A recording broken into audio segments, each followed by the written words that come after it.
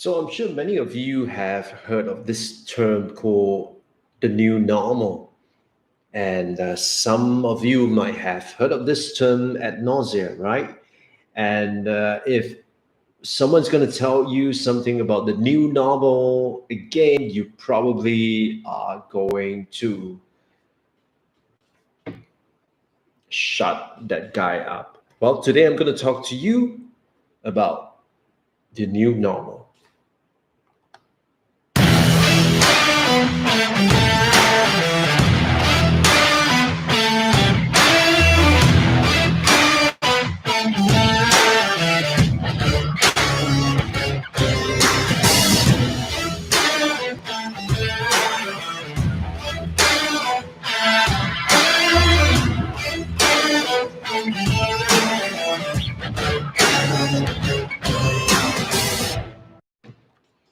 Hey, what's up, guys?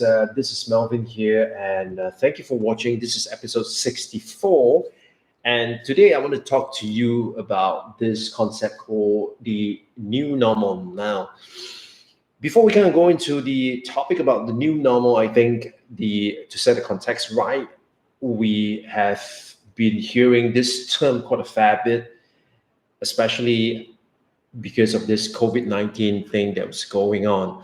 And I think for many of us, we kind of understand intellectually what this new normal is, but then to really be able to fully understand and to make sense and to be able to take advantage of this new normal, I think is something that we need to be very clear about. And so here am I today to kind of set the context based on what I observe. Right. So we have the old way of doing things and we have the new way of doing things. And this new way of doing things essentially looks like there are going to be a lot of people who are definitely going to find ways to leverage technology to do what they used to be doing. And in addition to that, to be able to accomplish some things that they in the past may have thought of, but they are not very sure how to take advantage of that. However, because of COVID-19, this have kind of fast-tracked this entire process itself. And so it has led us to really looking at how we could embrace this whole new situation and to be able to take advantage of it. And so the premise of this all is that first and foremost, we need to understand that as a mindset, we need to reevaluate our mindset. And the best way to reevaluate our mindset is to ask ourselves, number one, what are the assumptions that we have held in the past, and how many of those assumptions are still valid? So, as an example, certain assumptions that we have held in the past could be face-to-face training is the best way forward, right? Face-to-face training is the best way forward. So you see that in conferences, you see that in seminars, you see that in training sessions whereby people congregate into a physical place, and the delivery of the content, it's where the delivery of content is being held. And that was an assumption in the past. However, because of COVID-19, I think we all have recognized that because it was no longer possible, hence as a result that we realized that some of those assumptions were no longer valid. And so right now, that assumption needs to be reevaluated and revalidated to make sure that it is still valid in this new context. Because if we're going to still stubbornly think that whatever we used to do in the past still apply, then what's going to happen is it's really going to cause us to not be able to achieve our goal. And so main point here is we want to be able to be very clear in terms of what we can achieve and what we cannot achieve, right? So that's the first thing, which is the mindset. The second thing really is the capabilities and the skills that we have. Are these capabilities and skills still valid? How are we able to reskill ourselves in the new context, in this new situation? And what are some of these new skills that are highly desirable, for example? So, as an example, for me, when I look at this whole scenario itself, I firmly believe that although live streaming was something that people have claimed that it would take the world by storm, it didn't quite happen that way we anticipated it to be. However, now most people are doing live streaming in one way, shape, and form. You are either doing live streaming in the form of a church service, you are doing live streaming because you are conducting a program and you're delivering it in a Zoom format, or you are conducting a class or conducting some kind of counseling session, even telemedicine, that is also live streaming because you are engaging with the medical professional one on one, and he or she is using that as a medium to help you diagnose the situation itself. And so, although in those situations, the ability to present and the ability to know how to use equipment and the ability to know how to get people to respond, it's very different. Nonetheless, it's still a skill set that you would have to use. So, for those of you who are watching, if you had in the past week or past few weeks have used either Zoom or Facebook Live or YouTube Live or Periscope or LinkedIn Live, if you've used any of these live streaming platforms, feel free to key in into the chat and say yes, right? Because I believe many of us who are here would either have participated, meaning you have watched a live stream, or you may be the one who is facilitating. That means you are actually delivering it via live streaming itself. And so this is a new set of skill, and until and unless we are able to masterfully use all the tools and the platforms to allow us to present ourselves, until we have done that, we haven't quite succeeded on that front itself. So the other aspect really is the skill set bit. Now, then the third part, which I think is the most important and most exciting, it's people's behavior. Now, how are people behaving in this new normal?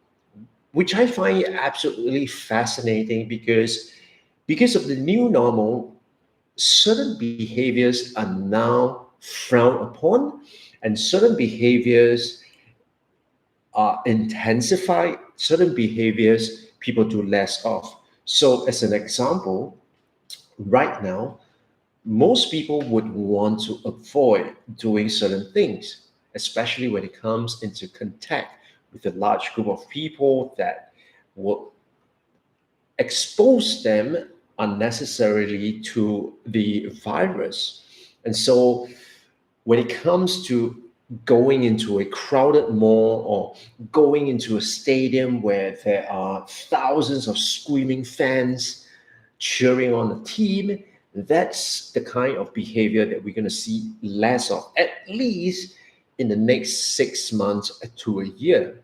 So that's one aspect of it.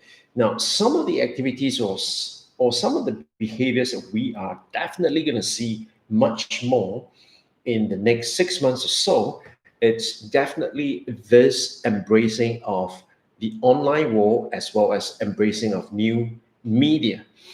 Now, because even people like my mom, who is close to 70 over years old, she is using Facebook Live to engage herself and indulge herself in church services as well as watching my live stream. Hi, mom. And so it's truly seeing that now using that platform and using that channel has become mainstream, and people have come to accept it, and people have learned how to use it in a way that facilitate their day-to-day living. For example, I got my mom an iPad to watch the Sunday church services, because it's a lot easier to watch it on the iPad than opposed to watching it on her phone itself. And so that's already one way, as you can see, that there's going to be more inclination of people moving towards that kind of behavior. Now, and so once we see that kind of behavior and we backtrack to the kind of skill sets that we have, and we backtrack to the mindset that we have, the question that I've been asking myself is, what is the new way of creating content? You see, in the past, when we talked about wanting to be discovered, wanting to be discovered by people on the internet, wanted to be discovered by people on social media, one of the very key things that you must do is to create content, is to be a content creator.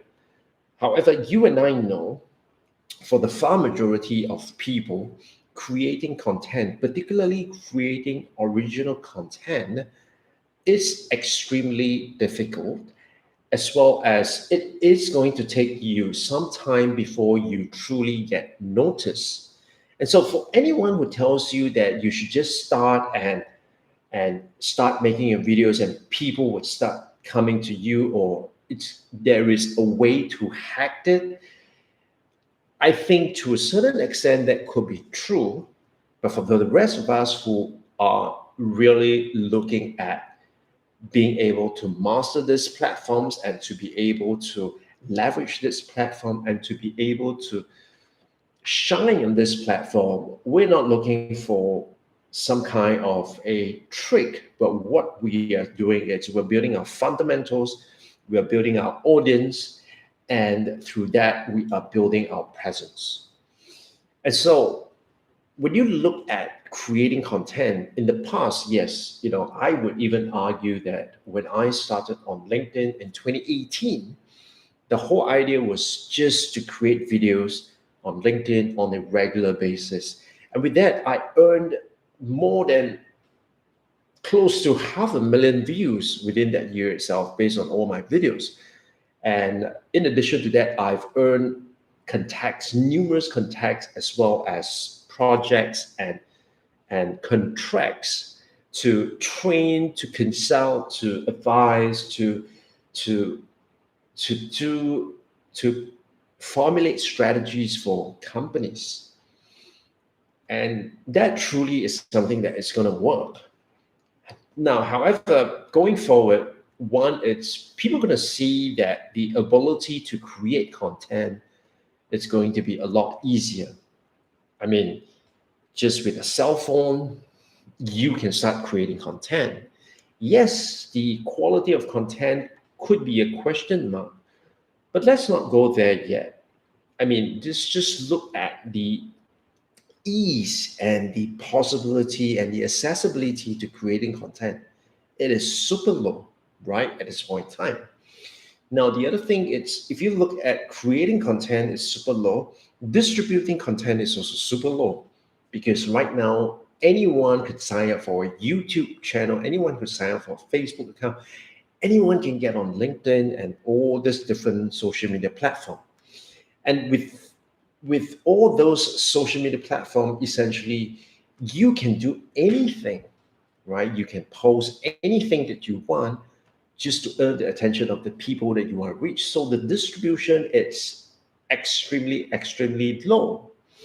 Now, with that said, in order for you to really get discovered and to be able to shine in that platform itself, a few things must be in place. Number one is that you must have a you must have great content, right? And of course, great content would mean that whether the content is going to be helping people or not.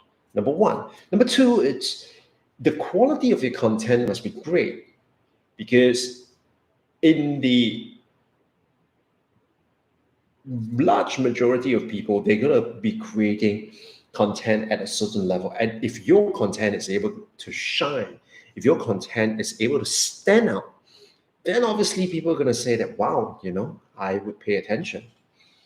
However, if people pay attention or people give you attention, but the content is not great, then it's not going to work too, right? And so number one still matters. So if you have great content, you have good quality, the third thing that you will need to be able to succeed in today's context is you got to have a network.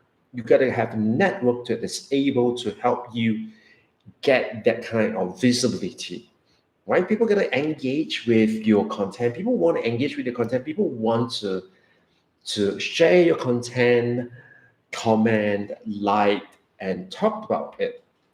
Right? You got to start the conversation going, for example. And so unless and until you have these three things in place, it's going to be incredibly hard. And and this is where curation comes into the picture because right now the amount of information that is coming out, it's just simply too much for any one person to consume all this information, right? As I scroll through my LinkedIn feed, for example, just so much content that sometimes it overwhelms me. And it overwhelms me to the point whereby I just do not want to go through my LinkedIn feed anymore because it's just too much information and it's not doing me any good. And so what really could stand out is if we are able to have a trusted source who is able to curate all this great content for us and to be able to help us see through all this noise to get to the real deal.